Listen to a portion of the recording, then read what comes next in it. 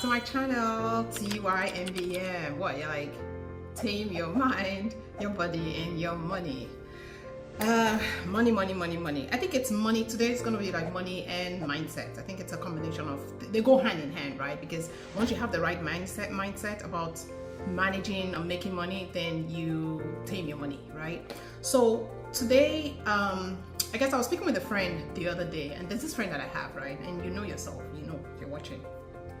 Anytime I talk to him, it's almost like he has what you call the enterprise mindset, right? He's always talking about, how do we monetize this? As we're gisting or whatever it is, like, yeah, so how do we monetize that? You know, my head, I'm like, how do we monetize that? Yeah. Or, oh yeah, so how do we do this? Oh, how do we make more money? Okay, how do we, you know, ensure that we reach financial independence faster? How do we, this is always a conversation. And I really admire that about him, because do you know what it is to have an enterprise mindset? Okay, so let me break it down to you. Applying an enterprise mindset is the ultimate money flex. And what is an enterprise mindset? So an enterprise mindset is taking advantage of every opportunity to make money and build wealth in as many ways as possible. So your mind is constantly thinking about, how can I, you know, generate more money? How can I generate more income? How can I, you know, cut down my expenses? How can I, you know, optimize my taxes? How can I, and all of these things, right, will mean more money in your pocket, or more money in your savings account, or more money for you to be able to use to then go and invest. So there are, I think, 4 levels, right, that we can use to achieve financial independence faster. And to achieve financial independence faster, you need to have this enterprise mindset. You see how they go hand in hand, right? So number 1 is generate more money. It's just what it is. It is as simple as the term, generate more money. So whether you're earning money from your 9 to 5, but in addition to your 9 to 5, it's like, how else are you bringing in more money, right? So, and various things come to mind. You could have a side gig, so you're bringing money from a side hustle. You could have rental properties, so you're bringing money from your rental, you know, from your real estate activities. You could, maybe you create an app and you're making money off of licensing the app. Maybe you babysit and you make some small money here and there, you know, small money, maybe small, but they add up, you know.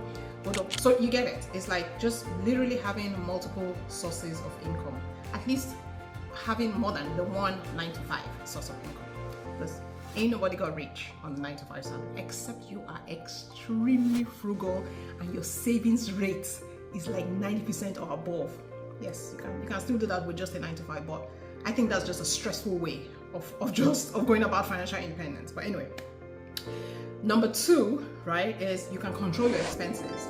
So you're generating all this money, you're bringing in extra money from side gig, from main gig, from all these other sources of income. But if you don't control your expenses, if you don't keep your expenses on tap, right, they could really spiral out of control and they could really jeopardize all this extra income that you're bringing. So in other words, do not let lifestyle creep in. If, for example, you've been surviving on 100K a year salary, right, and now all of a sudden you're bringing in extra 20K from side gig or from other sources of income, right, it doesn't then mean now go and balloon your expenses, grow your expenses by 20%, or go and grow your expenses by, and usually when your income grows like that by like 20%, and if you're not careful and you let lifestyle creep in, your expenses can balloon to more than extra 30% or even 40%. So you see how you're like in a worse off situation now that you're earning 120K than when you were earning 100K, right? So it's control your expenses, control it. Just be content with how you're living your life. I mean, you're living your life now, you're enjoying it and all that. So don't now go and add additional expenses just because you have additional income. Number 3 is, okay, now that you're generating all this extra income coming in, it's like, what do you do with it, right? You can't just, yeah, some people just say, I just leave it in the savings account, but savings account, what, yielding, even the high yield savings account, what, 4% in this interest rate environment, it's not the best way to optimize the money that's sitting in that account. So you want to take some of that, right? Actually, a bulk of that, like 60% or so, 70% of that. Save like 30% or so for emergency expenses, right? And go and invest it. So put it in the stock market. Make sure you are maxing out on all of your tax advantage accounts, like your 401k, your IRA, whether it's Roth or traditional, just things like that. Solo 401k for those of you who are solo entrepreneurs, you know. So once you invest your money and you're able to take advantage of just compounding gains you know, that we derive from just investing in the stock market. You see how your money is like going further. Or if you have a lot saved, like for, you know, to be able to like buy a rental property, go and invest in that rental property, put a tenant in it and let it be generating you money. So you see how instead of that money just sitting in your savings bank account earning you 4%, you're generating money on this rental. And then the fourth thing is knowing where your money is. You can't achieve financial independence, or you can't chart out a path to financial independence if you don't know where your money is, right? If you don't know how much you're bringing in, how much you're saving. If I were to ask you now, what's your savings rate? What are you going to tell me? Many of you will probably be wrong at two things. One, you will tell me something, but you'll be grossly wrong about it, right? And two, you probably would have overestimated what exactly it is you think you're saving. We need to be intimate. We need to get very intimate with our money.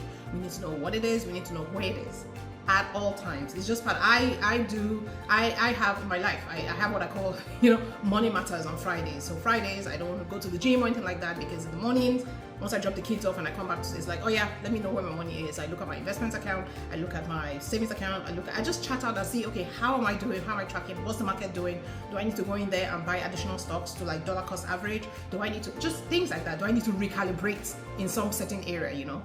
Money Matters Fridays. It is important to know where your money is, okay? All right, so again, having that enterprise mindset is the ultimate flex to achieving financial independence faster. Know where your money is, okay? And plan accordingly. Bye guys, I'll see you next time.